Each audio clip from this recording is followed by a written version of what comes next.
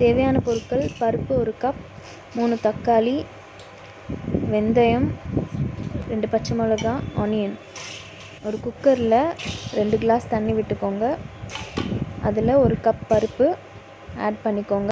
அதோட 2 பச்சை மிளகாய், கொஞ்சம் பெருங்காய பவுடர் ஆட் பண்ணிக்கோங்க. அப்புறம் கட் பண்ணி வச்ச வெங்காயம் அதோடு சேர்த்துக்கோங்க.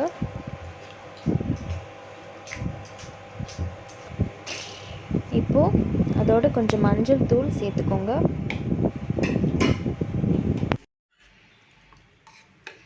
அப்புறம் தேவையான அளவு உப்பு சேர்த்துக்கோங்க. அப்புறம் 2 விசில் விட்டுட்டு இறக்கி வச்சுருங்க. இப்போது ஒரு பேன் எடுத்துக்கோங்க. அதில் 2 டேபிள் ஸ்பூன் ஆயில் ஊற்றிக்கோங்க.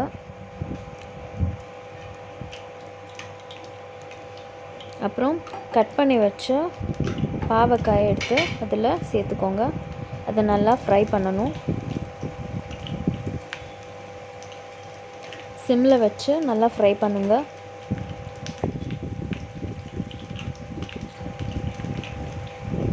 அது நல்லா ஃப்ரை ஆன அப்புறம் அதை தனியாக எடுத்து வச்சுக்கணும்.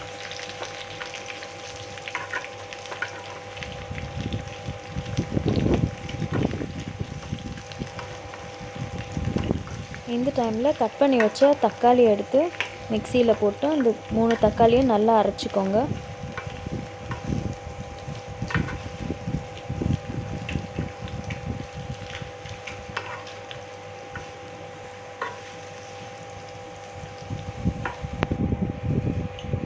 இப்போ ஃப்ரை பண்ணி வச்சதை தனியாக எடுத்து வச்சுக்கணும்.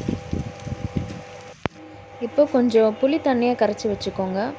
அப்புறம் அதே பேனில் கொஞ்சம் எண்ணெய் விட்டுக்கோங்க. அப்புறம் அதோடு சேர்த்து கொஞ்சம் கடுகு ஆட் பண்ணிக்கோங்க. கடுகு நல்லா பொரிச்ச அப்புறம்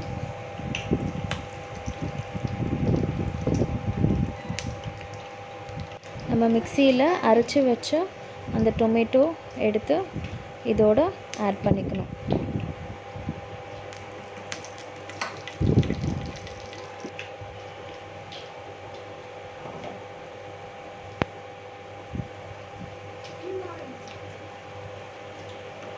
இப்போது அதோட கொஞ்சம் சாம்பார் பொடி சேர்த்துக்கணும்.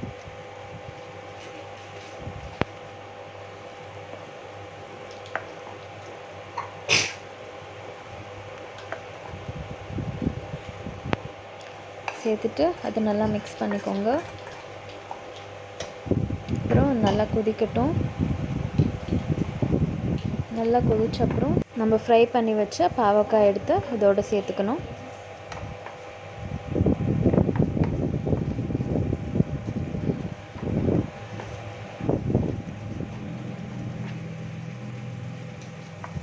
நம்ம முன்னாடியே வேக வச்ச அந்த பருப்பு எடுத்து இதோடு சேர்த்துக்கணும். சேர்த்துட்டு ஒரு 5 மினிட்ஸ் நல்லா கொதிக்க விடுங்க. இப்போது கரைச்சி வச்ச புளி தண்ணியை அதோடு சேர்த்துக்கோங்க. இப்போது ஒரு 5 நிமிஷம் நல்லா கொதிக்கட்டும். அப்புறம் நம்ம டேஸ்டி பாவக்காய் சாம்பார் ரெடி.